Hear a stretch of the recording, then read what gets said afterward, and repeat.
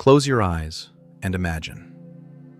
You're standing at the edge of a vast canyon, looking down at layers of rock descending into the abyss. Each layer is a page in the book of time. Red clay, gray limestone, black shale. Millions of years compressed into a few meters of stone. And somewhere down there, in the deepest layers, a truth might be hiding that could overturn everything we know about ourselves. The truth that we might not be the first. All our lives we've been told a simple story. First, there was an empty planet. Then life appeared. Simple, primitive. Millions of years of evolution, dinosaurs, their extinction, and finally, us. Homo sapiens, the first and only civilization Earth has ever known. We build cities, write books, fly into space. We are the pinnacle of nature's creation, the final chapter in the story of intelligence on this planet. But what if that's not true? What if our story is only the last chapter in a book containing thousands of chapters? What if there were others before us? Not just animals, not just instinctive creatures, but intelligent species who also built, thought, and created. And what if they vanished so long ago that almost nothing remains of them? It sounds like science fiction, doesn't it?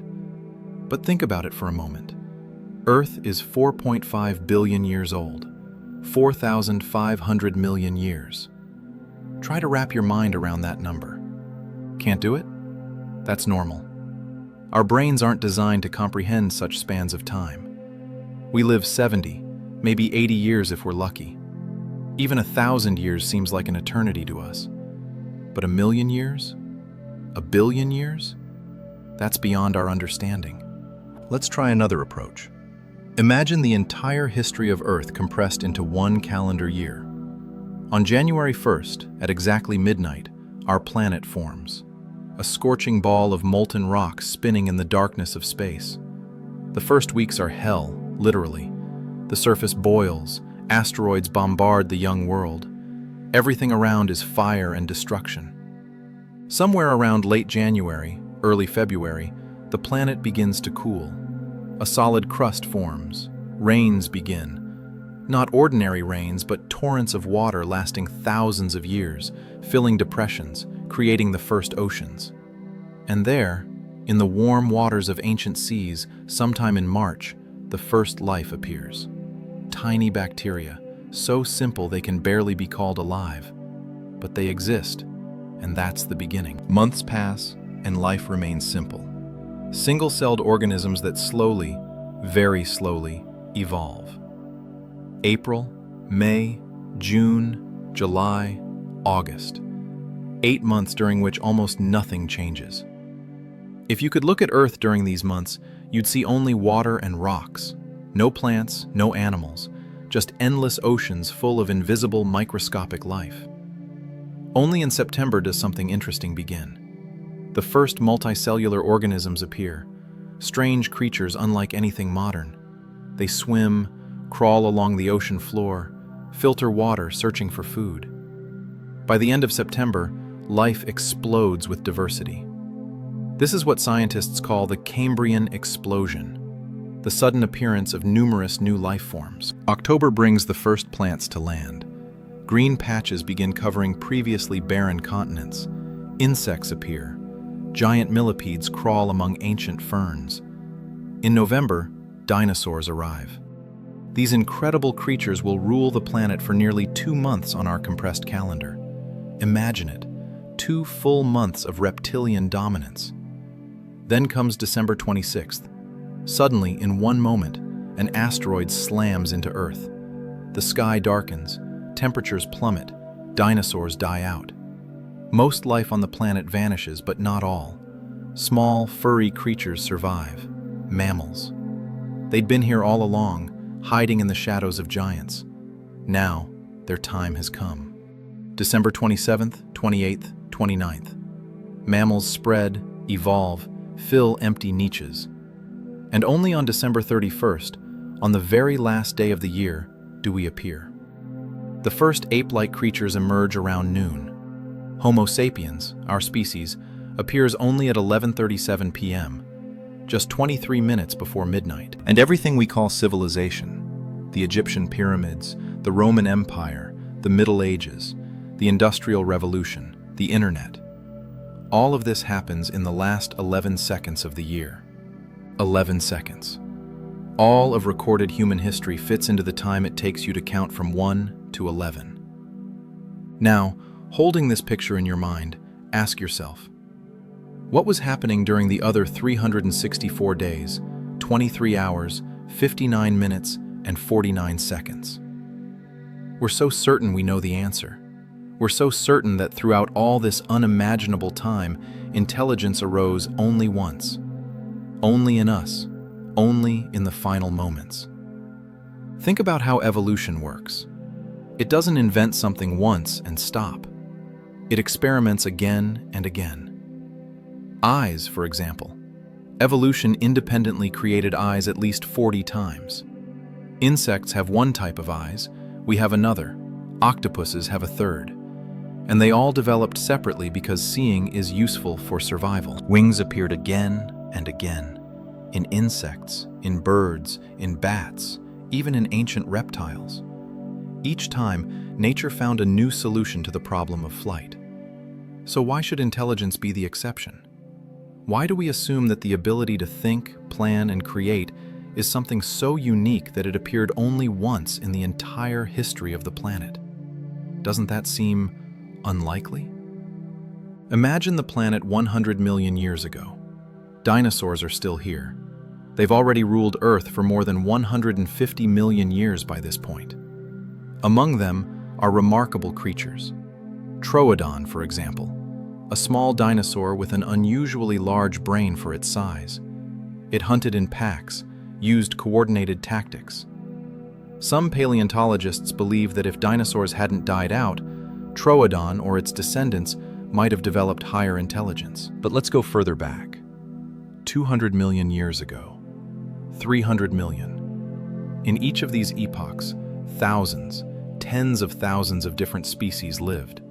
And each species had the opportunity to evolve toward greater intelligence if it provided a survival advantage. Over 300 million years, there could have been dozens, hundreds of nature's attempts to create intelligence.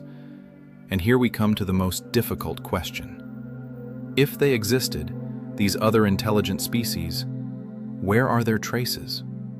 Where are the cities? Where are the tools? Where is anything that would tell us, yes, there was a civilization here? The answer lies in understanding what time means on a geological scale. Time is the greatest destroyer that exists. It erases everything, slowly, patiently, inexorably. Take our modern world as an example. Imagine that tomorrow, right now, all of humanity disappears, just vanishes as if we never existed. What would happen to our cities? The first year wouldn't seem that dramatic. Buildings stand, roads are in place, cars rust but are still recognizable. Plants begin breaking through cracks in the asphalt. Without people to mow lawns and pull weeds, nature begins its return. After 10 years, the picture changes dramatically. Roofs leak, water penetrates buildings. Freeze-thaw cycles destroy concrete. Trees grow right out of windows. Metal structures corrode. Cities begin to resemble ruins. After 100 years, most wooden structures have rotted. Most metal structures have rusted and collapsed. Glass skyscrapers, those symbols of modern civilization, lie in heaps of fragments. Forests cover territories that were once cities. Animals return, occupying spaces from which humans once displaced them. 1,000 years, and almost nothing remains above the surface. Maybe here and there, remnants of stone foundations stick out. Maybe somewhere in deserts or deep caves, some artifacts are preserved.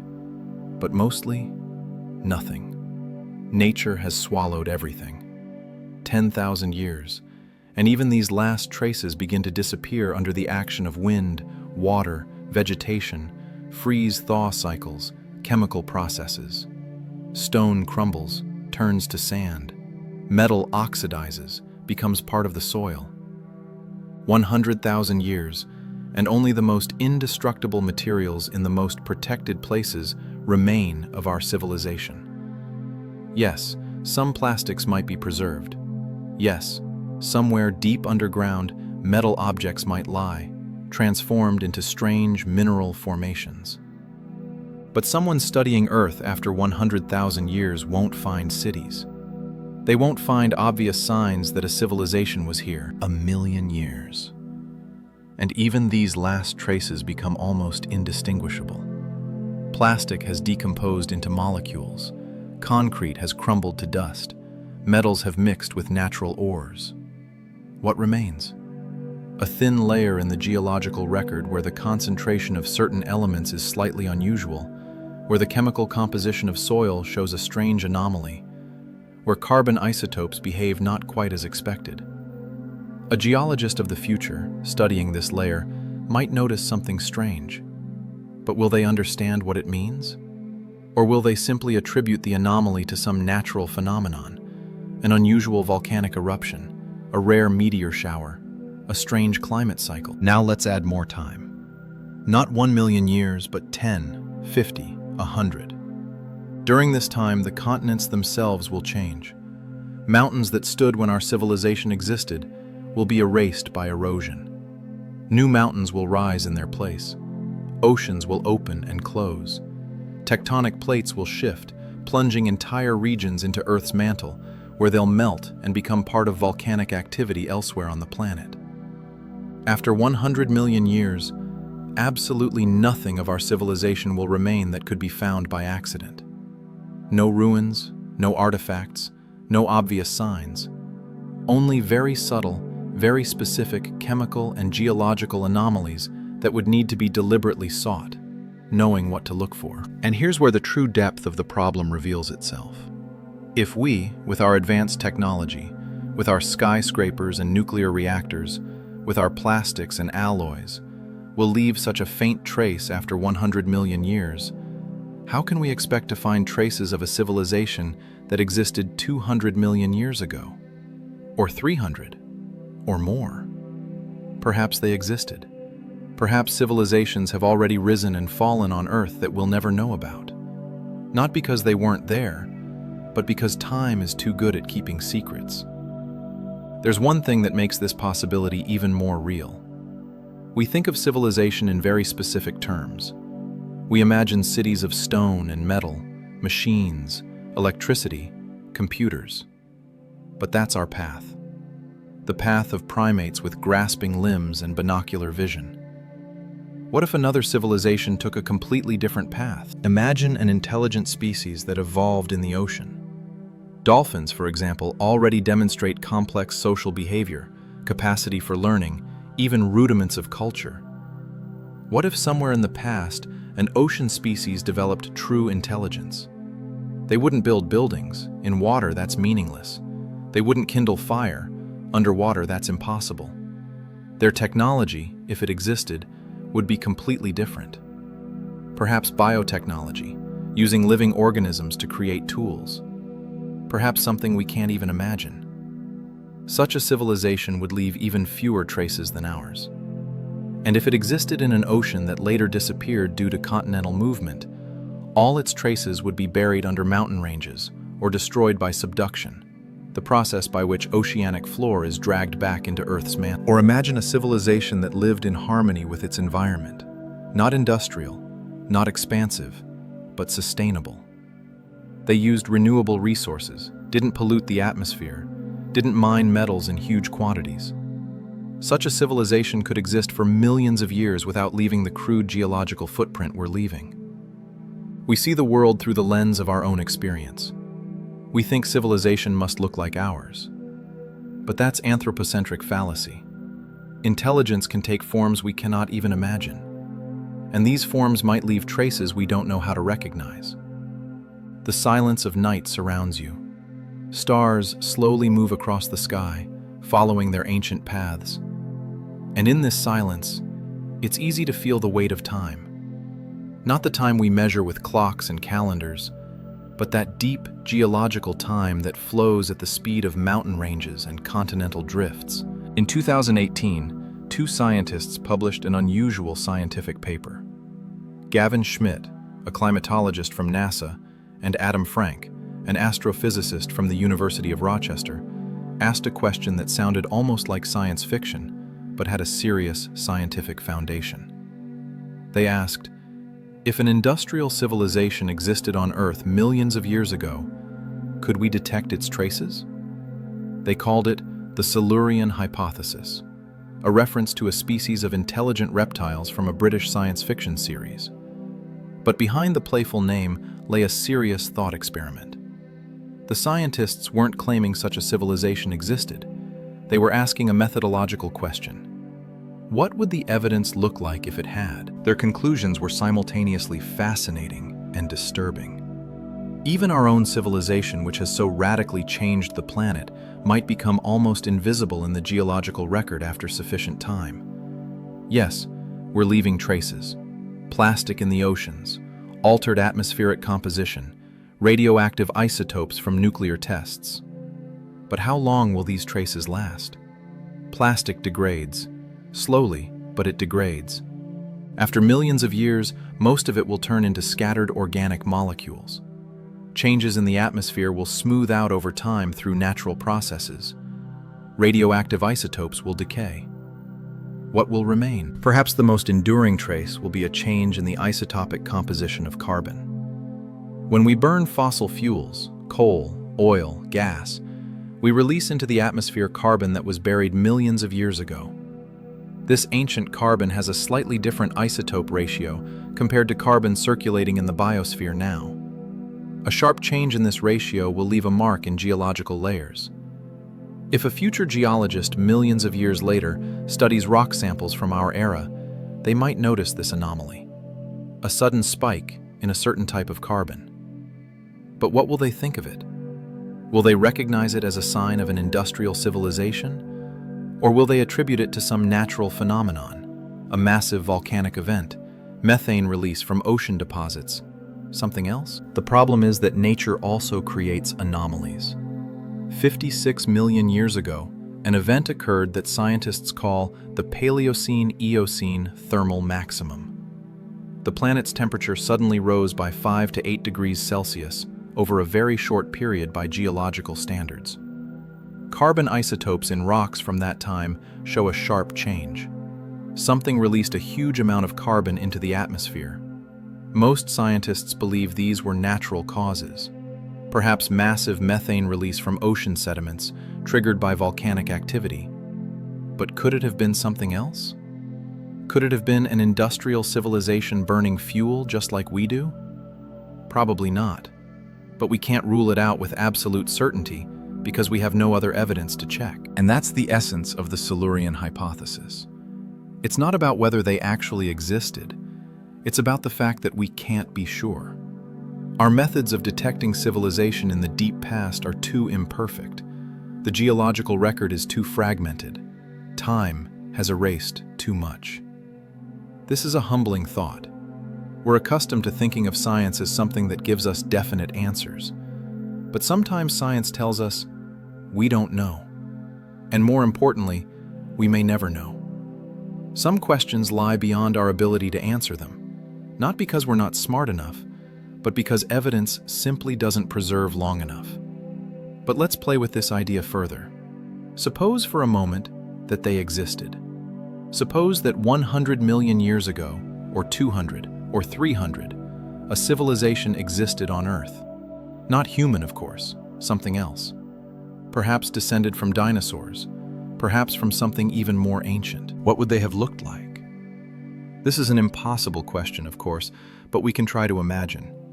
If they were descendants of dinosaurs, perhaps they were reptiles, bipedal, with developed forelimbs for manipulating objects. Perhaps they had skin covered with scales, large eyes adapted for hunting.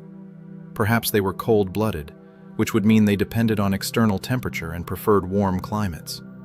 Or maybe they were something completely different, some form of life that doesn't even have modern analogs. What if in Earth's history there were evolutionary experiments that never repeated? forms of organizing matter and energy that arose, flourished, and disappeared without leaving descendants. If they reached the level of civilization, they must have developed language, culture, technology. Maybe they learned to use fire. Or, if they were ocean creatures, maybe they developed other ways of manipulating energy. Maybe they built cities, not like ours, but structures that served similar purposes. Places to live, to exchange, to learn. Maybe they had science. They studied the stars just as we do. They wondered about the nature of reality. Maybe they had philosophy, art, literature. Maybe they knew joy and suffering, love and loss. Maybe they feared death and searched for meaning in their existence. And then something went wrong. Maybe they faced the same problem we're facing now, climate change caused by their own activity. Maybe they exhausted their planet's resources. Maybe they warred with each other, and these wars became too destructive. Or maybe it was just bad luck. An asteroid, a supervolcanic eruption, a pandemic against which they had no defense. They died, every last one, and the world continued to exist without them. Nature returned, filling the space they left. Their cities crumbled, their tools rusted, their books, if they had books, decayed. Rains washed away, winds scattered, time buried. And millions of years later, we stand here, not even suspecting they once existed. We look at layers of rock and see nothing unusual. We consider ourselves the first and only. We tell ourselves a story of continuous progress, from simple to complex, from bacteria to us, from non-intelligent to intelligent, a straight line of ascent. But what if history isn't a line? What if it's a cycle, rise, fall, oblivion, again and again? What if we're not the pinnacle, but simply another attempt? Not the finale of the story, but one of many paragraphs in an infinitely long book. There's something simultaneously eerie and comforting in this thought. Eerie because it reminds us of our fragility. We're not eternal. Our civilization can disappear, and after sufficient time, not even a memory of it will remain. Future intelligent beings, if they appear, won't know we were here. But there's also comfort. It makes us part of something bigger. We're not alone in time. Maybe others walked this path before us. Maybe they too looked at the stars and wondered. Maybe they too loved, created, dreamed. And though they're gone, the very fact that they might have existed somehow connects us with them across the chasm of millions of years. Oceans keep secrets better than land. This is a strange fact, but it's important for our story. More than 70% of Earth's surface is covered by water, and most of this water is very deep. The average ocean depth is about 4 kilometers. There are places where the floor drops 11 kilometers below the surface. We've explored these depths much less than you might expect. The pressure there is so enormous that special equipment is required just to survive. Light doesn't penetrate that deep, so there's eternal darkness. Temperature is close to freezing, despite the fact that in some places hot springs burst from the floor. If a civilization existed on a continent that was later flooded, its remains would now lie on the ocean floor. Perhaps at a depth of several kilometers, covered by a thick layer of sediment. Would we find them? Unlikely. Even if we accidentally sailed right over them, our instruments might not notice anything unusual under layers of mud and sand. But there's an even more interesting possibility. The ocean floor isn't static. It's constantly renewing through the process of plate tectonics. At the ocean bottom are places called mid-ocean ridges, where new Earth's crust forms from rising magma. This crust slowly moves away from the ridge, traveling across the ocean floor at a rate of several centimeters per year.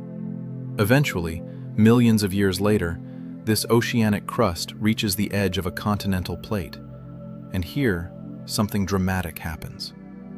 The denser oceanic crust plunges beneath the lighter continental crust, being dragged back into Earth's mantle. This is called subduction, and it means the ocean floor is completely recycled every 200 million years or so. Think about the implications. This is one reason why searching for ancient civilizations is so difficult. Entire regions of the planet, huge areas of ocean floor. These are places where the past is literally erased, recycled, destroyed by geological processes. And there's another factor: sea level changes. During ice ages, when huge amounts of water are locked in ice sheets, sea level drops by 100 meters or more. Continental shelves are exposed, becoming dry land. During interglacial periods, like now, ice melts and sea level rises. This means coastal lines of the past were in completely different places. Places now submerged 100 meters underwater were dry land 20,000 years ago. And conversely, places that were once thriving coastal regions are now flooded. Why is this important? Because civilizations love coastlines. We know this from our own history. Nearly all great ancient cities were built near water, on the banks of rivers, seas, oceans. Water provides food, transportation routes, trade opportunities. If another civilization existed in the past, it's quite likely their main centers were also on coastlines. But those coastlines are now underwater, and most have never been explored.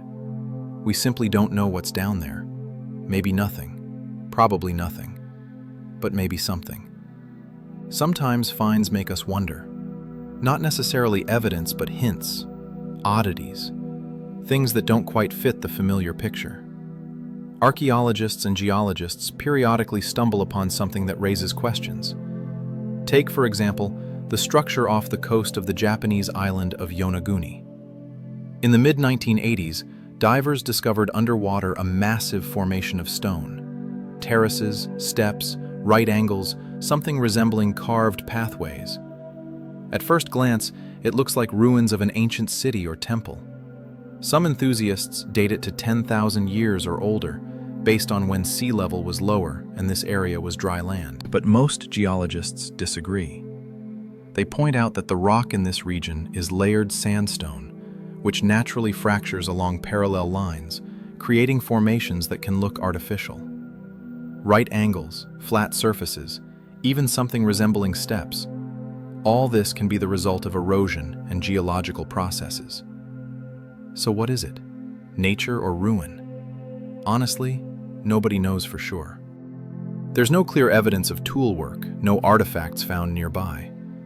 But completely ruling out the possibility of human intervention is also impossible. Maybe it was a natural formation that ancient people slightly modified, adding steps or platforms. Maybe it's entirely a natural phenomenon. There's no answer. Similar mysteries exist in many places. Off the coast of India, in the Gulf of Kambat, sonar detected something resembling geometric structures on the seafloor. Some samples raised from there were dated to thousands of years ago, but again, evidence is inconclusive, and most scientists remain skeptical. There are reports of strange stone structures on the Mediterranean seabed, in the Caribbean Sea, off the coasts of various continents. Some of them are probably natural.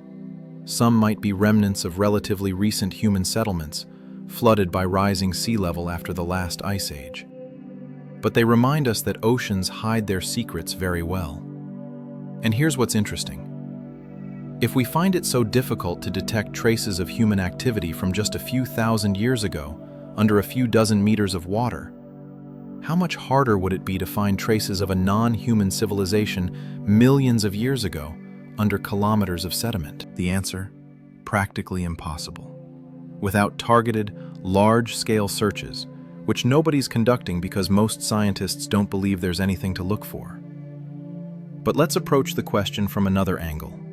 Instead of looking for physical artifacts, which almost certainly haven't been preserved, what if we search for other types of traces, more subtle but potentially more durable? Climatologists study ice cores, long cylinders of ice extracted from ice sheets in Antarctica and Greenland. These ice columns contain bubbles of ancient air, trapped when snow fell and compressed into ice. By analyzing these bubbles, scientists can reconstruct the composition of the atmosphere in the past, how much carbon dioxide there was, what the temperature was, even what pollutants were present. The oldest ice cores go back 800,000 years. This is incredibly long by human standards. You can see cycles of ice ages, warmings, coolings. You can see how concentrations of greenhouse gases changed naturally throughout these cycles. And then, in the most recent layers, you see something sharply different. A sudden spike in carbon dioxide and methane, starting around the 19th century, the beginning of the Industrial Revolution. This is our trace. This is the signature of human civilization in the planet's atmosphere. If another civilization existed and burned fuel, it would leave a similar trace.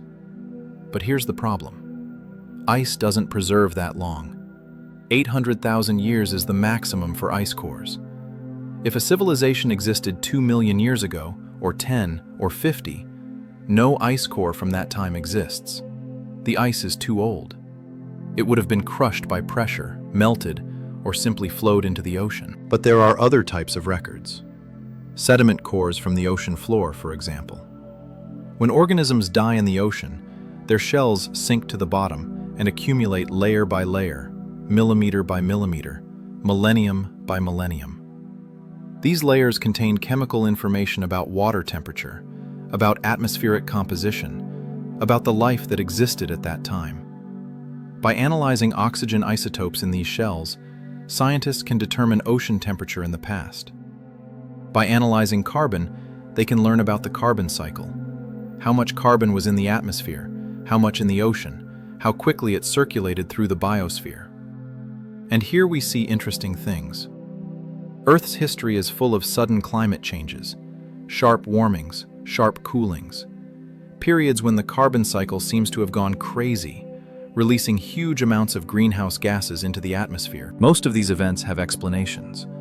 Volcanic eruptions of incredible scale, called traps, millions of cubic kilometers of lava erupting over thousands or millions of years. Release of methane from frozen deposits on the ocean floor, triggered by warming or underwater landslides. Changes in ocean currents that redistribute heat across the planet. But could any of these events have been something else? When you see a sharp spike in carbon dioxide in the record from 56 million years ago, are you sure it was a natural phenomenon? Or is there the slightest possibility that it was someone burning fuel, changing the atmosphere just as we're doing now? The problem is that distinguishing between these two scenarios is practically impossible. We have no way to say, this carbon dioxide came from volcanoes, and that came from a civilization burning coal. Chemically, they're identical. The only way to know for sure is to find other evidence of that very civilization that correlates with the climate event. But if such evidence doesn't exist, and it probably doesn't, we're stuck with uncertainty. Some scientists have proposed looking for specific chemical signatures. For example, industrial production creates not only carbon dioxide, it creates pollutants, heavy metals, soot, various chemical compounds that don't occur in large concentrations in nature. If you look at sedimentary layers from our era, you'll find elevated concentrations of lead from burning leaded gasoline. You'll find plastic particles. You'll find radioactive isotopes from nuclear testing. Cesium-137, strontium-90, plutonium-239. These things don't exist in nature in significant quantities. They're unambiguous markers of technological activity. So if an ancient civilization used nuclear energy or weapons, we might find traces of long-lived radioactive isotopes in rocks of the appropriate age. If they mined and processed metals on an industrial scale, we might find unusual concentrations of these metals in sediments. The problem, again, is that these signals become weaker over time. Radioactive isotopes decay. Metals disperse, dilute, mix with natural deposits. After tens or hundreds of millions of years, even these markers might become indistinguishable from background noise. And then there's plastic. We produce an incredible amount of plastic, hundreds of millions of tons every year. Most of it eventually ends up in the environment. Microplastic is now found everywhere, in soil, in water, in air, even in our bodies. Plastic is very persistent. It doesn't break down quickly like organic material. Some types of plastic can persist for thousands, perhaps tens of thousands of years. Over time, it breaks down into smaller and smaller fragments, but it doesn't completely disappear. What will happen to this plastic after millions of years? Some studies suggest it might become part of the geological record, a thin layer rich in carbon polymers, distinguishable by its chemical structure from natural organic materials. This would be a marker, a plastic layer that would indicate the presence of a technological civilization. But again, the question is how long this will last. Plastic consists of hydrocarbon chains. Over time, under pressure and temperature, these chains can break down, rearrange. Maybe after 100 million years, the plastic layer will turn into simply a layer rich in certain hydrocarbons that will be difficult to distinguish from other organic deposits. We don't know. We haven't conducted the experiment. We haven't left plastic lying under layers of rock for millions of years to see what happens. We can only guess based on our understanding of chemistry and geology, and this brings us back to the central problem. We're looking for something we've never seen. We're trying to imagine what evidence of something that may or may not be real looks like. It's like looking for a needle in a haystack without knowing what the needle looks like, and not even being sure the needle is there. But there's one thing we can say with certainty. If we're not looking, we definitely won't find. Absence of evidence can mean it's not there, but it can also mean we haven't looked carefully enough. The silence returns. Stars continue their slow dance across the sky. Somewhere far away, an owl cries, hunting in darkness. And you lie here, thinking about deep time, about lost civilizations, about the possibility that we're not the first. There's a certain terror in this thought, but there's also strange beauty. The terror is that it reminds us of our ephemerality. Everything we build, everything we create, everything we love can disappear. Not just die, but disappear so completely that not even memory of us remains. Future civilizations, if they appear, won't know our name. They won't know we were here. But the beauty is that it makes the present more precious. If everything is temporary, if everything ultimately disappears, then what we do now matters precisely because it's all we have. The moment, this fragile, beautiful present. And there's a connection through time.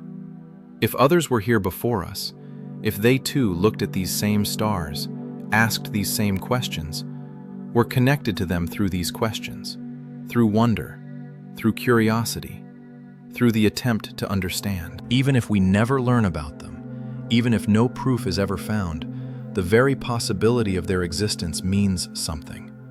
It tells us that intelligence isn't unique, that we're part of a broader process, a pattern the universe creates again and again. Stars, planets, life, intelligence. Maybe it's a cycle. Maybe this is what the universe does. And if that's so, then we're not alone. Not in space, where there may be other civilizations on other planets orbiting other stars, but also in time. Others who came before us on this very planet, and perhaps others who will come after us when we're gone. This is a thought that can comfort you as you fall asleep. You're part of a long line of intelligent beings trying to understand their world. Not the first, perhaps, and not the last, but real, here, now. And that matters. There exists a strange concept in geology called the stratigraphic signature of humanity. The idea that our presence on Earth will leave a marker in the geological record, a layer that future geologists, if they exist, will be able to identify and date as the time of humans. What will enter this layer? Fossil remains, of course, bones of humans, domestic animals, perhaps even traces of our structures if something very durable. But mostly, it will be chemical and isotopic anomalies, a spike in carbon dioxide, presence of plastic particles, radioactive isotopes from nuclear tests, elevated concentrations of metals and other pollutants. Some scientists have proposed calling our epoch the Anthropocene, the age of humans. A geological epoch defined by our impact on the planet. This would be the first time in Earth's history that a geological epoch is named after a biological species. But here's an interesting question.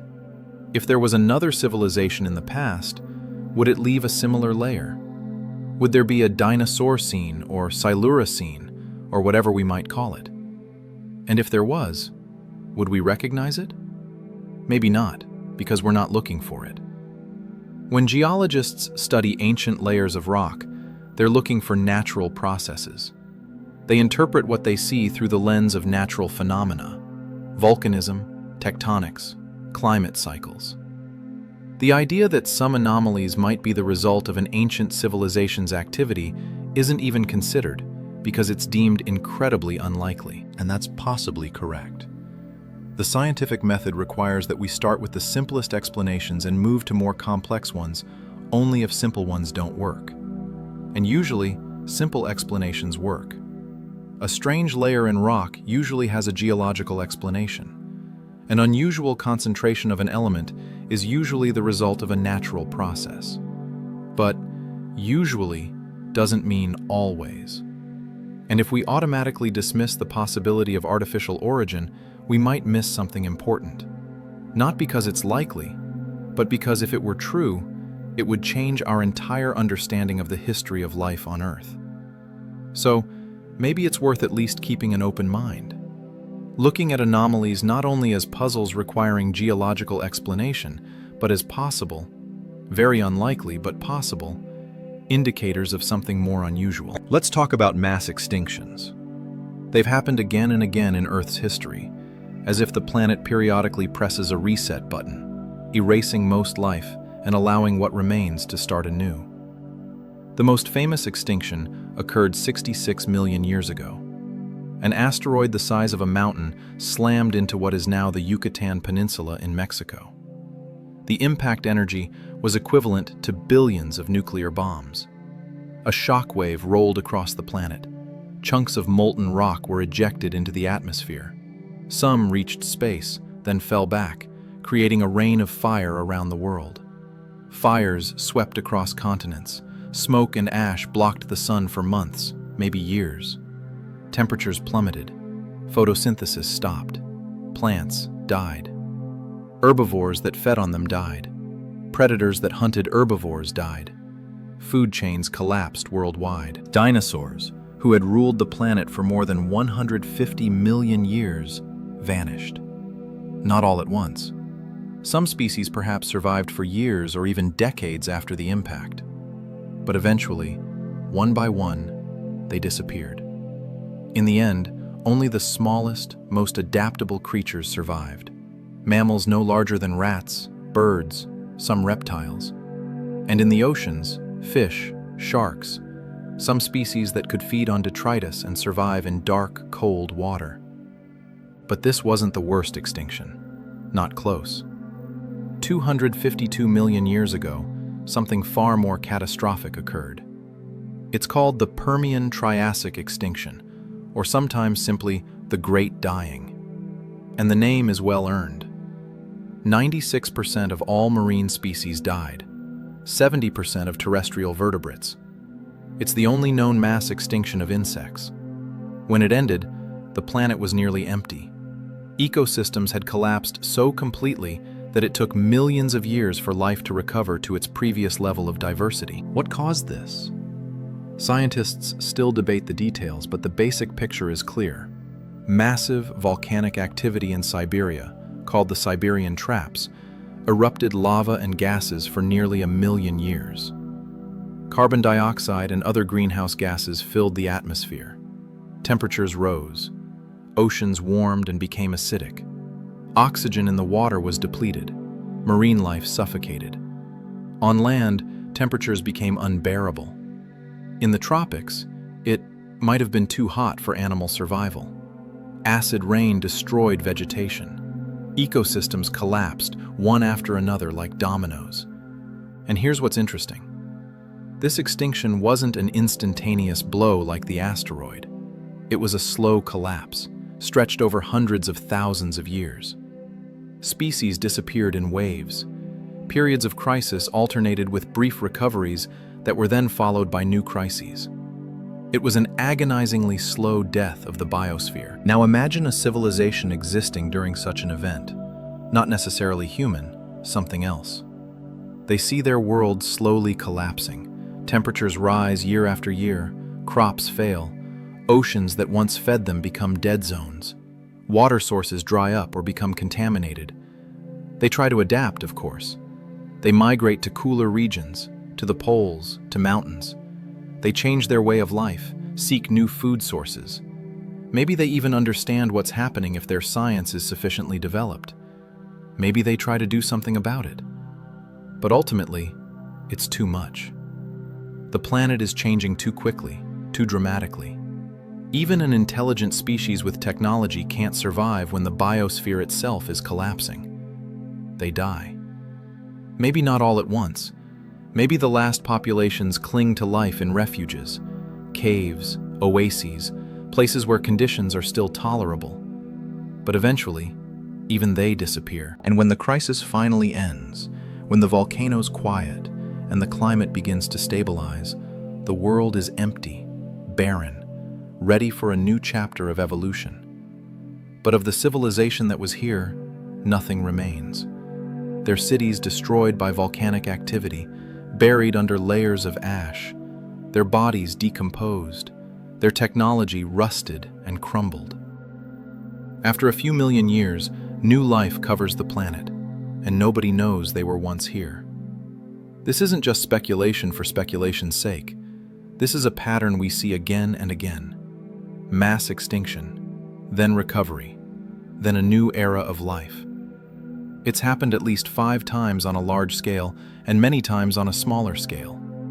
Each time, it was an opportunity for a new beginning, but also an end to everything that came before. And here's the question worth asking. If an intelligent species existed before one of these extinctions, how would we know? The very event that killed them would also have buried their traces. Layers of volcanic ash, deposits from floods, new geological formations. All of this would have covered what remained of them. By the time future geologists studied those layers of rock, all they would see is the extinction, massive loss of species, changes in climate, geological disturbances. They wouldn't look for signs of civilization because why would they? The mass extinction is fully explained by natural processes. But maybe, just maybe, in some cases there was something else. A civilization caught in a catastrophe it couldn't control. Or, more disturbingly, a catastrophe it caused itself. Because here's another possibility we must consider. What if some mass extinctions weren't entirely natural? What if an intelligent species, reaching a sufficiently high level of technology, could change its planet so dramatically that it caused its own extinction, and the extinction of most other species? We know this is possible because we're doing it ourselves right now. Our burning of fossil fuels is changing the climate. Our pollution is poisoning ecosystems.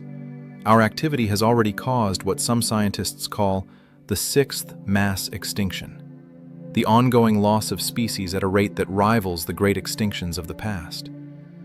If we don't change course, we might create conditions that ultimately make the planet uninhabitable for human life. And if we disappear, taking most of the biosphere with us, what will future geologists see? They'll see a mass extinction, a sharp climate change, a layer with unusual chemical properties. But will they know it was a civilization that did this to itself?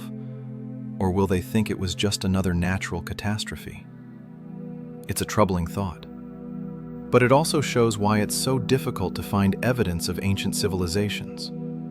If they existed, and if they disappeared in a mass extinction, their signature would be indistinguishable from the signature of the extinction itself. Geology, climatology, paleontology, all the sciences we use to study the past, would interpret the evidence as a natural phenomenon because, well, most of it would be natural. Only very careful, very targeted analysis might detect subtle anomalies that would hint at something else. And even then, without direct artifacts to confirm it, it would always remain speculative. But let's step back from catastrophes for a moment and think about something else. Time. The incredible amount of time Earth has had to experiment with life. 4.5 billion years. Let's break this down into more understandable chunks.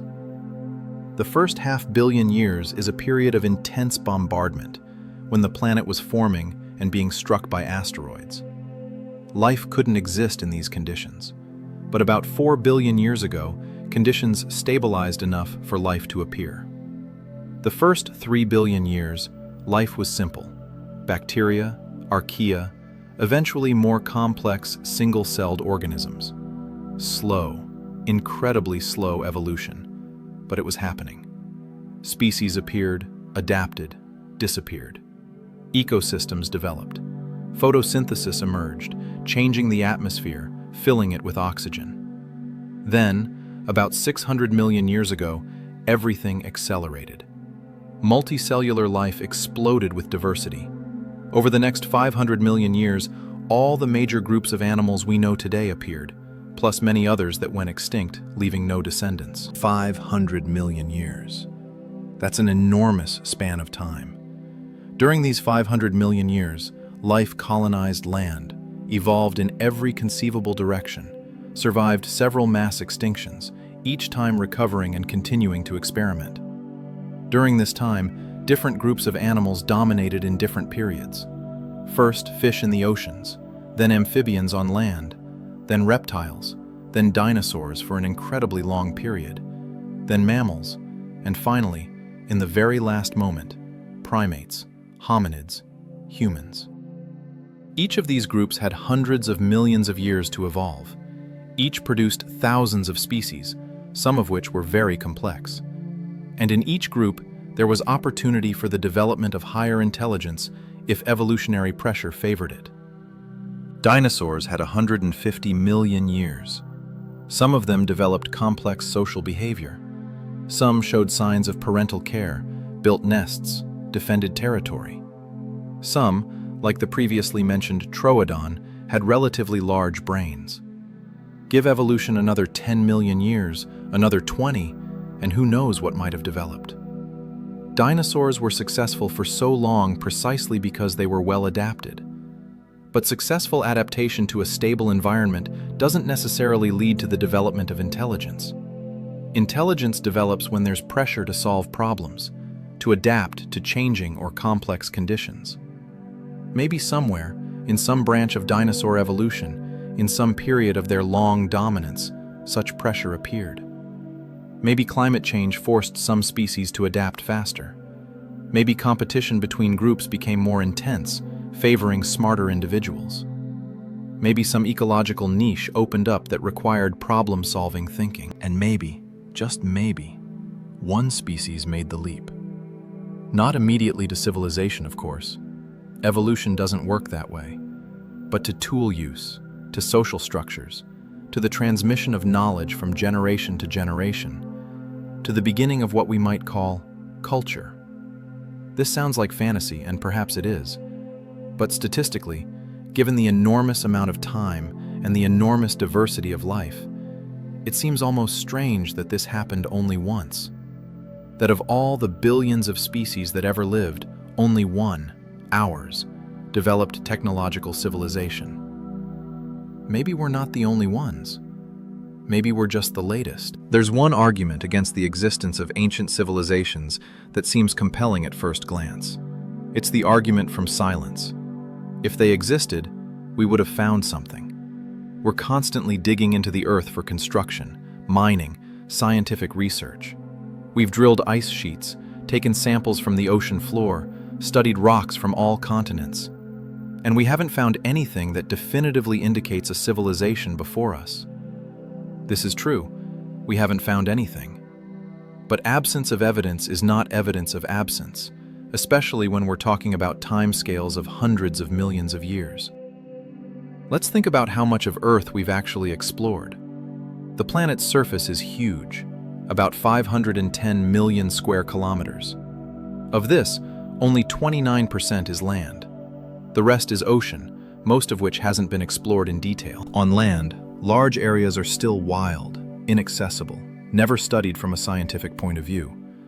But even if we limit ourselves to areas that have been studied, we're only looking at the surface, literally. Archaeological excavations typically go down a few meters, rarely more than 10-20 meters. Geological studies can go deeper, but they focus on specific formations, specific time periods. A layer of rock dating to, say, 100 million years ago might be buried at a depth of hundreds of meters, or even kilometers, depending on the region's geological history. To get samples from this layer, you need either to find a place where it's exposed at the surface, which is rare, or to drill, which is expensive, and usually done only for specific purposes like searching for oil. So, realistically, we've explored only a tiny fraction of the possible locations where traces of an ancient civilization might be. It's like searching for something lost in a huge city, but only looking in a few buildings, and only on the first floor. You didn't find it, but does that mean the lost item doesn't exist? Moreover, we don't know exactly what to look for. If traces have been preserved, they won't look like ruins of ancient Rome or Egyptian pyramids. They'll be something completely different. Oddities in geological layers, unusual mineral formations, anomalous chemical signatures. And if a geologist isn't specifically looking for signs of an ancient civilization, and why would they be?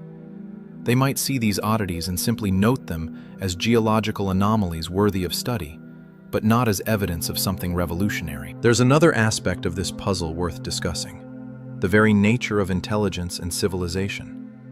We think about them in a very specific way, based on our own experience. But what if civilization could look completely different? Our civilization is built on certain principles. We're sedentary, building permanent settlements. We're agricultural, growing food. We're expansive, constantly spreading, capturing new territories, exploiting new resources. We're technological, creating tools, machines, structures from metal and stone. But this is only one path, one way of organizing an intelligent society. Evolution could have created completely different paths. Imagine a nomadic civilization, a species that constantly migrates, following seasonal resources, never staying in one place long enough to build permanent structures. They could still have complex culture, language, even technology, but technology that's portable, light, perhaps made from materials that don't preserve: wood, leather, bone. Such a civilization wouldn't leave cities for us to find, wouldn't leave roads. Perhaps it would leave almost nothing except the bones of the species itself. And if we found these bones, we'd simply classify them as another extinct species, not understanding they were intelligent. Or imagine a symbiotic civilization, a species that developed relationships with other organisms, plants, fungi, bacteria, using them as living tools. Instead of forging metal, they grew trees in certain shapes. Instead of chemical factories, they cultivated microorganisms that produced the substances they needed. Instead of building from stone and concrete, they used bioengineering. Such a civilization would be almost invisible in the geological record. Their technology would decompose just like any organic matter. The only trace might be an unusual distribution of certain species of plants or animals they cultivated. But after millions of years, even this would be indistinguishable.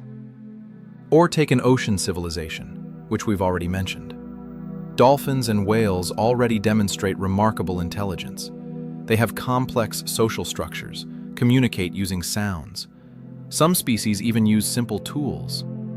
What if in the past, some ocean species went further? In the ocean, it's impossible to kindle fire, which means the entire path of development through metallurgy, Bronze Age, Iron Age, would be impossible.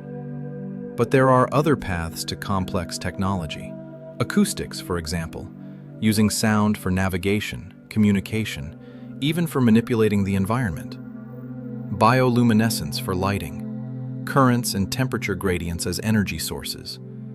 Such a civilization wouldn't build in our understanding of the word. Their cities might simply be gathering places, marked perhaps by the arrangement of stones or the cultivation of certain coral species. Their technology would be adaptation of natural processes rather than creation of artificial structures. And if such a civilization existed in an ocean that later disappeared or changed due to tectonic processes, which often happens on scales of millions of years, then any traces would be destroyed by the collision that created mountains or buried under kilometers of new sediments. The point is, We're looking for a civilization that looks like ours: cities, roads, metals, plastic. But civilization doesn't have to look like that. It can take forms we can't even imagine based on our limited experience of one type of intelligent life on one planet. This makes the search even more difficult. It's not enough to look for familiar signs. We need to be open to the unfamiliar, to oddities that don't fit expected categories. We need to ask not, where are the cities, but what would be the equivalent of cities for a completely different type of civilization? And honestly, we don't know the answer to this question. We don't even know if it's the right question. The night grows deeper. The temperature drops. You pull the blanket higher, feeling its warmth, its comforting weight. Somewhere far away, a dog barks, the sound carrying in the silence, then silence again. In this silence, it's easy to feel a connection with the past. Not the recent past, not with your parents or grandparents, but with the deep past, with the planet itself. You're lying on Earth that existed long before you and will exist long after. Earth that has seen the rise and fall of countless life forms. And maybe, just maybe, it has seen the rise and fall of other civilizations too. Maybe the rocks beneath you hold secrets we'll never uncover. Maybe history is much richer, much more complex than we think. But even if we never know for sure, the question itself is valuable. It forces us to think differently about time, about life, about our place in the universe. It makes us more humble. And at the same time, it fills us with a sense of wonder. Because if they existed, these other civilizations in the deep past, then intelligence isn't unique to us. It's something the universe does, something that arises naturally under the right conditions.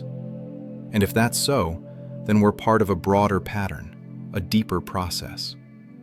And if they didn't exist, if we really are the first and only, then we're even more special. The only time in 4.5 billion years that matter organized itself into consciousness that can understand itself. The only time the universe opened its eyes and looked at itself. Either way, it's something remarkable. Either way, it makes our lives meaningful. Let's talk about one more aspect that's often overlooked: cultural memory. The myths and legends that humanity has told itself for millennia. Almost every culture on Earth has stories about previous ages, about worlds that existed before ours. In Greek mythology, as we mentioned, there were golden, silver, bronze ages, and an age of heroes before our time. Each age ended in catastrophe, and a new one began anew. In Hindu tradition, time is cyclical, passing through enormous periods called yugas. We're now in the Kali Yuga, the age of darkness and decline. But before it were other yugas: Dvapara Yuga, Treta Yuga, Satya Yuga. Each previous era was better, more enlightened. And after Kali Yuga, the cycle will begin again, returning to a golden age. North American indigenous peoples told stories of several worlds that were created and destroyed before the current one. The Hopi people, for example, speak of 4 worlds. 3 were destroyed due to people's wrongdoing, and we live in the 4th. The Aztecs believed in 5 suns, 5 successive epochs of creation. Each sun represented a world inhabited by different beings. The 4 previous suns were destroyed by various catastrophes: jaguars, hurricanes, rain of fire, flood.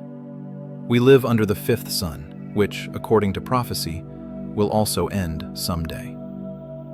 In Sumerian mythology, one of the oldest written traditions, there was talk of kings who ruled before the flood, who lived tens of thousands of years. After the flood came new kings with more human lifespans. This might be simply a mythological way of saying there was a time before, radically different from the time after. Plato wrote about Atlantis, an advanced civilization that existed 9,000 years before his time and was destroyed by a cataclysm in one day and night. Most scholars consider this a moral parable rather than a historical account. But it's interesting that similar stories of lost civilizations appear in various cultures around the world. What should we make of these myths? The scientific approach tells us not to take them literally. They're full of supernatural elements, gods and monsters, magic and miracles.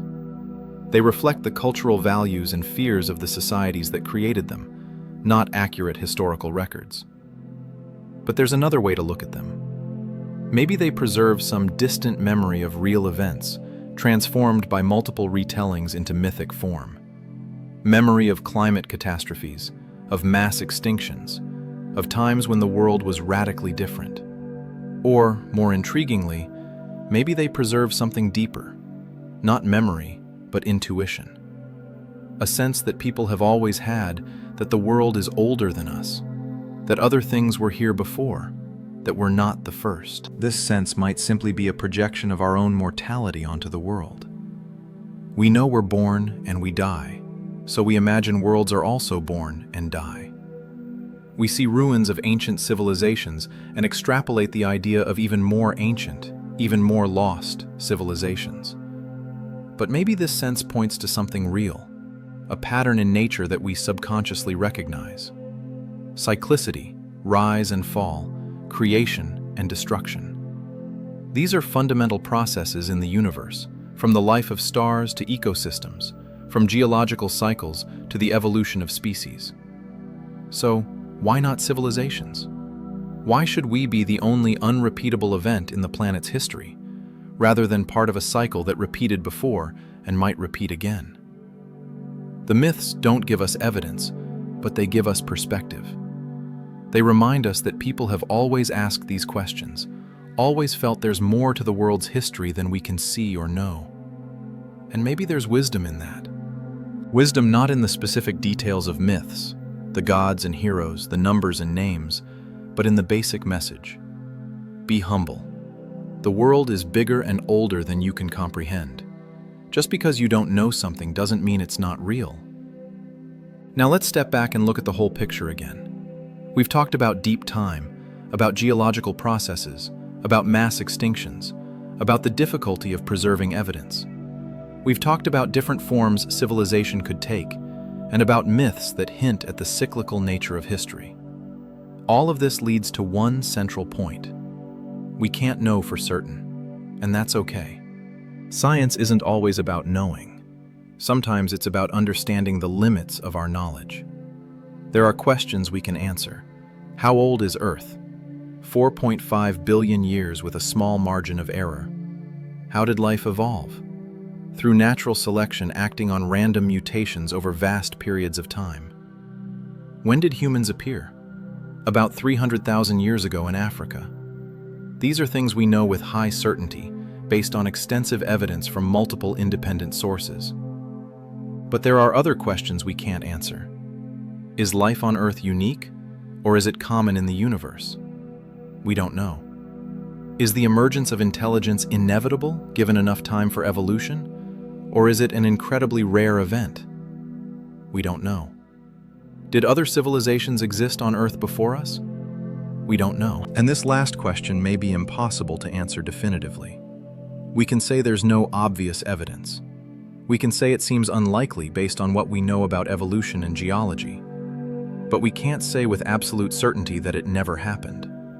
Because absence of evidence, in a case where evidence would be unlikely to preserve anyway, doesn't tell us much. It's like looking for keys only under the streetlight, because that's where there's light. Even if you lost them somewhere in the darkness, you might not find them under the light. But that doesn't mean they're not somewhere out there in the shadows. So we're left with uncertainty. For some, this is frustrating. We want answers, certainty, closure. But for others, and I hope for you, this uncertainty is a gift. It means the world is still full of mysteries, that there are questions the next generation can explore, that we don't know everything, and that's okay. That's good. It means there's always more to learn, more to discover, more to wonder about. And in that wonder, there's something deeply human. The ability to look at the world and ask, what if? That's what makes us intelligent. That's what drives science, art, philosophy, curiosity, the desire to understand. Maybe one day we'll find evidence of an ancient civilization, an undeniable artifact, a chemical signature that can't be explained otherwise, a structure that's clearly artificial. That would change everything. It would rewrite our history, our understanding of life on Earth. Or maybe we'll never find anything. Maybe the question will remain open forever, and we'll continue to ask, to wonder, to imagine. Either way, the very process of asking is valuable. It expands our minds. It forces us to think on scales of time and space much larger than our everyday lives. It connects us to the deep history of our planet, and perhaps to others who might have asked the same questions in the past. There's one thought experiment that might help clarify this whole discussion. Imagine you're a geologist living 100 million years in the future. Humanity has long disappeared. Maybe a new intelligent species has evolved, descendants of raccoons perhaps, or octopuses, or something that doesn't even exist now. This future geologist studies Earth's history. They take rock samples, analyze chemical composition, study fossils. They build a picture of how the planet changed over billions of years. And at some point, they reach a layer dating to approximately our time, the beginning of the 21st century by the old calendar. What will they see? Will it be obvious that a civilization existed here? It depends on how carefully they look and what they're looking for. If they're just doing standard analysis, they'll notice several oddities. A sudden spike in certain carbon isotopes, unusual concentrations of some metals and rare earth elements, presence of synthetic compounds that don't occur in nature. But will they interpret this as evidence of civilization, or will they find natural explanations? This was a period of intense volcanic activity, they might think, or maybe an asteroid impact that ejected unusual materials into the atmosphere. If they really dig deep, if they're very thorough, they might find more convincing evidence. Microscopic plastic particles embedded in sedimentary layers, radioactive isotopes with half-lives and ratios that don't match natural sources. Maybe, if they're very lucky, a fragment of glass or ceramic preserved in a particularly protected environment. But even then, they'd need to make an intellectual leap. They'd need to consider the possibility that these oddities were the result of technological activity, and that's not a natural first conclusion. The natural first conclusion is to look for geological explanations, because geology is what they study. It's their frame of reference. Only if they specifically ask the question, could there have been a civilization here? Only then will they begin to interpret the evidence in that light. And even then, without direct artifacts, without buildings, without tools, without obvious structures, their colleagues might be skeptical. Interesting hypothesis, they'd say, but not enough evidence for such an extraordinary claim. And they'd be right in their skepticism. Extraordinary claims require extraordinary evidence. The idea that there was a civilization whose traces have almost completely erased is an extraordinary claim. But here's the irony. That's exactly what happened. In this scenario, there was a civilization, ours. The future geologist stands on its remains, studies its last traces, but has no way to be completely certain. Now flip the experiment. We're geologists studying layers dating to tens or hundreds of millions of years ago.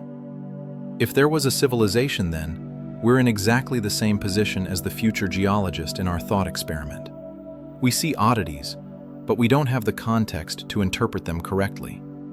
We don't have direct artifacts to confirm the hypothesis. So we explain the oddities with geological processes because that's the most obvious explanation. And we're probably right in most cases. But can we be right in all cases? Can we be absolutely certain that none of these anomalies is a trace of something more unusual? The honest answer is no, we can't. And this brings us to an important point about the nature of science. Science isn't about absolute certainty. It's about building the best explanations based on available evidence while remaining open to new evidence that might change our understanding. Right now, based on everything we know, the most likely explanation is that we're the first technological civilization on Earth. There's no compelling evidence to the contrary. Evolutionary theory suggests the emergence of our specific type of intelligence, intelligence that leads to technology, is a rare event. But most likely doesn't mean definitely true. It means the best explanation we have right now. And part of being a good scientist, or just a good thinker, is acknowledging the limits of our knowledge. We don't know everything. We'll never know everything. And that's okay. In fact, that's beautiful, because it means there's always more to learn. Let's now talk about something slightly different but related, the Fermi paradox. This is a famous question in the science of searching for extraterrestrial intelligence. If the universe is so vast and so old, why haven't we seen any evidence of other civilizations?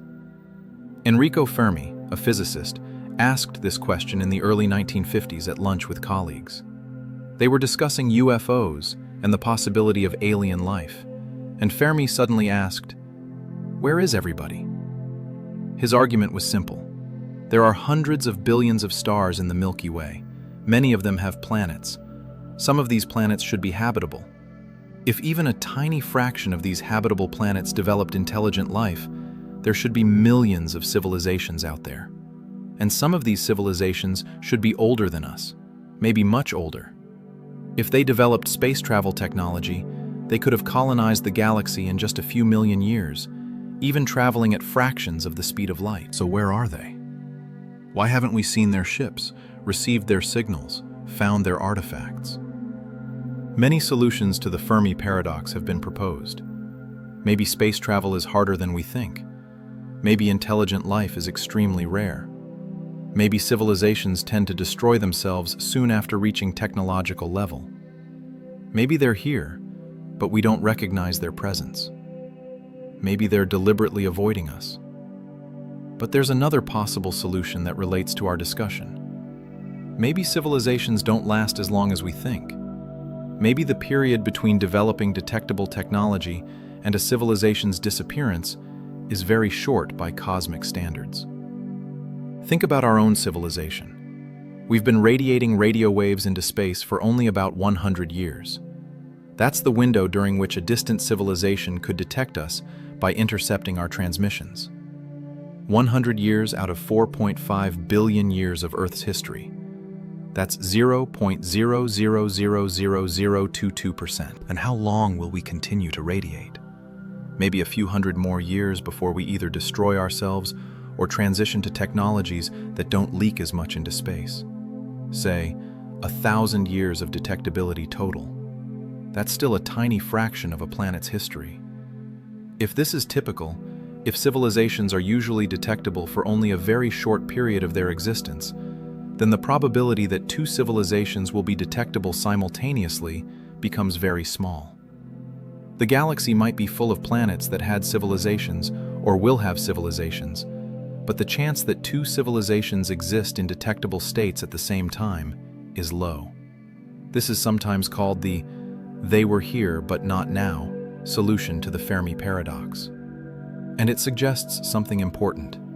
Civilizations are ephemeral. They come and go. The universe is full of ghosts of civilizations that no longer exist. And if this is true on a galactic scale, why wouldn't it be true on a single planet? Why couldn't Earth have its own ghosts of civilizations?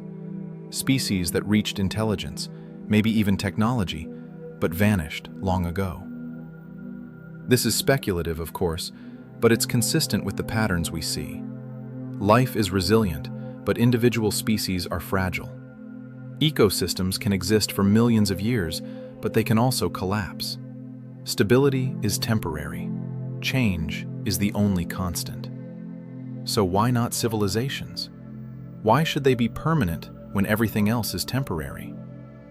This leads us to reflect on our own future. If civilizations are ephemeral, if they tend to disappear either through their own fault or due to external catastrophes, what does this mean for us? It's not necessarily a pessimistic message, though it can seem that way. Yes, it suggests we're not eternal, that our civilization with all its achievements might one day disappear like all civilizations before us, if they existed, and after us, if they will be. But it's also a message about the importance of the present. If we're not eternal, then what we do now matters. Each generation shapes the future, determines whether civilization will continue or end. We can't rely on the inevitability of progress or assume everything will be fine automatically. We face serious challenges: climate change, resource depletion, potential for self-destruction through nuclear weapons or other technologies, social inequality and conflicts. These aren't abstract problems. They're real threats to the continuation of our civilization. But we also have something previous civilizations, if they existed, might not have had: awareness. We know about the risks. We can see the catastrophes approaching in slow motion.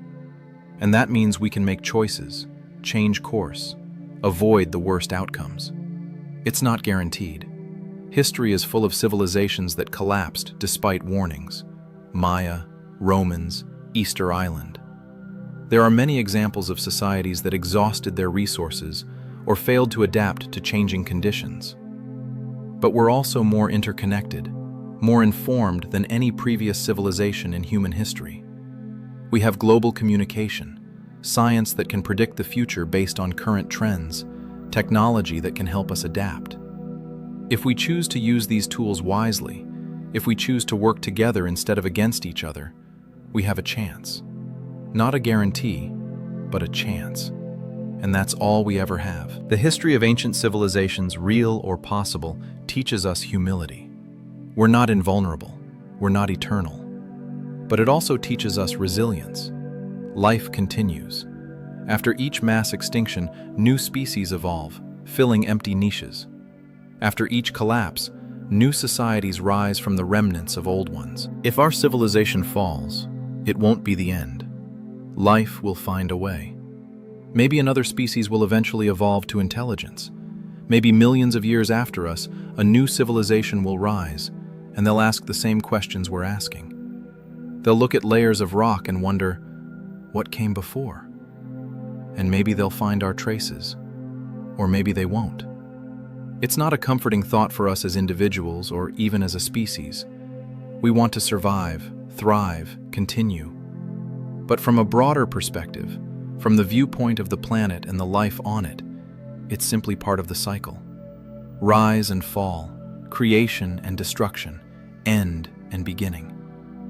And there's a certain beauty in this cycle. Not because death is beautiful, it's not, but because it gives meaning to life.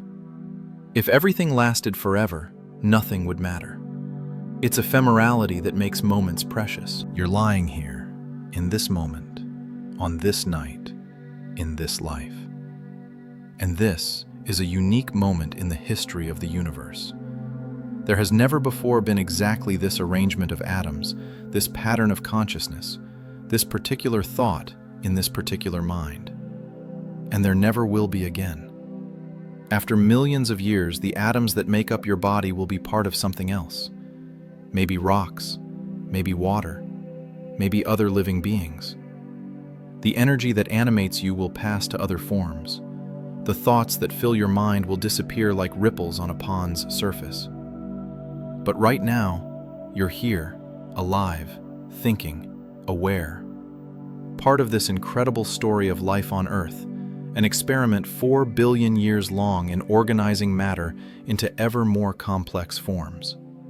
And that's something remarkable. Let's return to more concrete questions for a moment. If we're serious about the possibility of ancient civilizations, what can we do to search for them more effectively? First, expand our definition of what we're looking for. We shouldn't only look for signs of civilization that look like ours. We should be open to other possibilities. This means looking at geological anomalies with fresh eyes, considering explanations that go beyond standard geological processes. Second, more systematically study certain time periods. If we want to find evidence of a civilization that existed, say, 100 million years ago, we need to specifically study layers of rock from that period from multiple locations around the world, looking for patterns, correlations, anomalies that appear in several places simultaneously. Third, develop new technologies for detecting subtle signs. More sensitive methods of chemical analysis, better ways of dating ancient materials, perhaps machine learning algorithms that can search for patterns in large data sets, patterns that human researchers might miss. Fourth, and this might be most important, change the culture of science to make such research more acceptable. Right now, a scientist who seriously proposes looking for evidence of non-human civilizations on Earth, risks their career. It's viewed as unserious, as pseudoscience, as something only cranks and enthusiasts do. But should it be this way? The Silurian hypothesis, proposed by respected scientists, shows the question can be asked seriously. It's not about believing in aliens or ancient astronauts. It's about honest questioning. What evidence would we expect to find, and how would we recognize it if we saw it? These are legitimate scientific questions, and while the answer may be, and probably will be, we don't find compelling evidence, the very process of asking the question is valuable. It expands our thinking. It forces us to consider possibilities we might otherwise miss. Science, at its best, isn't about defending existing paradigms. It's about exploring the unknown, even when the unknown seems unlikely. It's about being open to surprises. And the history of science is full of surprises, things that seemed impossible until they were discovered. Continents that move, time that slows down, the universe that's expanding, quantum entanglement, dark matter. Each of these discoveries seemed absurd when first proposed, but evidence convinced scientists, and our understanding of reality deepened. Could the discovery of an ancient civilization be another such surprise? Honestly, it seems less likely than most other scientific discoveries. The evidence now doesn't point in that direction. But less likely doesn't mean impossible. And as long as the possibility remains, as long as there are unanswered questions, it's worth continuing to search, continuing to ask, continuing to wonder. There's one more angle we haven't fully explored. What happens to information through deep time? We've talked a lot about physical artifacts, about chemical traces, about geological anomalies. But civilizations aren't only physical objects. They're also about information, about knowledge, about culture. We transmit information in many ways, orally through stories and songs, in writing through books and documents, visually through art and architecture, digitally through computers and networks. Each method has its lifespan. Oral tradition can last generations, even centuries.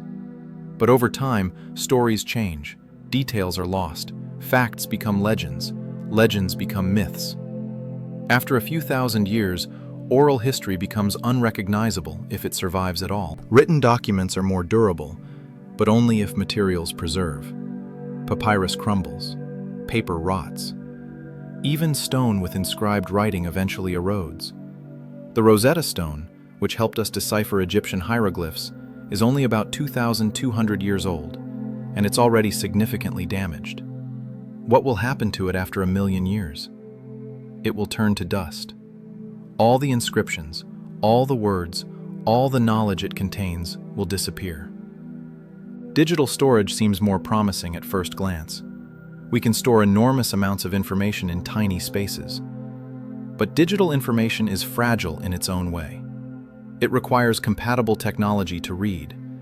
A hard drive from 50 years ago is already difficult to read with modern equipment. What about 1,000 years from now? 10,000? And the physical media itself degrades. Magnetic storage loses its magnetization. Optical disks oxidize. Solid-state memory has charge leak. Without active maintenance, without copying data to new media every few decades, digital information disappears faster than paper books. So what information of our civilization will survive 1,000,000 years? Almost none by any of these methods. Maybe some information encoded in very durable physical forms, carved deep into bedrock perhaps in multiple locations, using symbols simple enough that future archaeologists could potentially decipher them without a Rosetta Stone. Some have proposed such projects. The Memory of Mankind archive in Austria stores information on ceramic tablets in a salt mine. The tablets should last thousands, maybe tens of thousands of years. But millions? Geological processes eventually affect even the deepest caves and mines. If we, with all our concern about preservation, with our museums and archives and digital backups, will leave so little information after deep time, What chance is there that an ancient civilization left anything we could read or understand? Almost zero. Even if they had writing, even if they had books or their equivalent, even if they tried to preserve their knowledge for posterity, it's all gone now. Dust and molecules, indistinguishable from any other dust and molecules. What remains after everything else is gone? Perhaps only the faintest whisper, the gentlest touch on the fabric of reality, a slight disturbance in the expected pattern, an anomaly so subtle that most would overlook it, a question mark where we expected a period. And maybe that's enough. Not to prove anything, but to keep us wondering. To remind us that certainty is a luxury we don't always have, that mystery is built into the structure of reality. The stars are beginning to fade now. On the eastern horizon, the first hint of dawn, not yet light, but a subtle lessening of darkness. The night is ending, as all nights must. You've been lying here for hours, thinking about deep time, about lost worlds, about the possibility that we're not the first. And now, as morning approaches, what conclusions can you draw? Perhaps only this: the universe is larger and older and stranger than we can fully comprehend. Our lives are brief sparks in an immense darkness. What we build, what we create, what we know, all of it is temporary, fragile, destined eventually to disappear. But that doesn't make it meaningless. If anything, it makes it more meaningful. Because we know it's temporary, we can choose what to do with the time we have.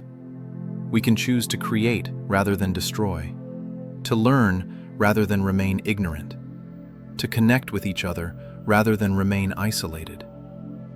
And we can choose to wonder, to ask questions even when we know we might never find answers, to look at the world with curiosity and awe, to imagine possibilities beyond what we can see or prove. If there were others before us, they surely did the same. They looked at their world and wondered. They asked questions. They built what they could with what they had. They loved, they suffered, they hoped, they feared. They were alive, just as we are alive. And if we're truly the first, if in all of Earth's long history intelligence arose only this once, only in us, then we carry a special responsibility. We're the universe's way of knowing itself. We're matter that has become conscious of its own existence. Through us, the cosmos contemplates its own nature. Through our eyes, it sees stars and galaxies. Through our minds, it understands physics and chemistry and mathematics. Through our hearts, it experiences beauty and love and wonder. What an extraordinary thing. What an unlikely, improbable, magnificent thing. The birds are starting to sing now. Their songs fill the air, greeting the coming day. You can hear individual voices, a robin's clear whistle, a sparrow's chirp, the distant cawing of crows. Each bird singing its own song, yet all together creating a chorus, a celebration of morning. Life continues. It always has. Through catastrophes and extinctions, through ice ages and heat, through the rise and fall of species and perhaps of civilizations, life endures. It adapts. It evolves. It finds a way. And you're part of that. Not separate from nature, observing from outside, but woven into its fabric. Made of the same atoms as stars and stones and trees, following the same physical laws. Part of the same story that began billions of years ago and continues into an unknown future. The sky is lighter now. You can see colors returning to the world. The green of grass, the brown of earth, the blue beginning to emerge overhead. Details become visible that were hidden in darkness. The world is the same world it was all night, but now you can see it. Maybe that's what knowledge does. It doesn't change reality, but it lets us see what was always there. And sometimes, as with the possibility of ancient civilizations, it shows us that some things remain hidden, might always remain hidden, existing in that twilight between the known and the unknowable. You sit up, stretch, feel the stiffness in your muscles from lying still so long. The air is cold but fresh, carrying the scent of dew and earth. Another day is beginning. Another day in a life that is brief but precious. Another day on a planet that is ancient and mysterious and beautiful. And as you stand and prepare to return to the world of everyday concerns, work and relationships, and all the small dramas of human life, you carry with you something from this night. A sense of perspective, a feeling of connection to something vast, an awareness that you're part of a story much larger than yourself. The great mystery remains. Were there others before us?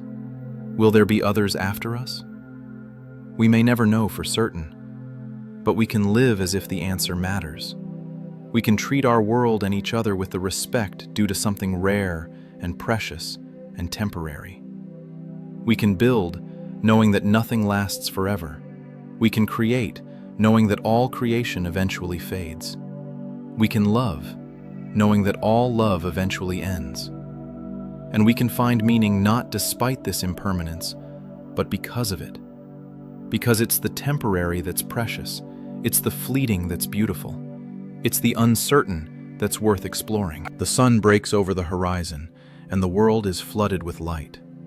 Golden light that has traveled 93 million miles through empty space to reach this place, this moment, this morning.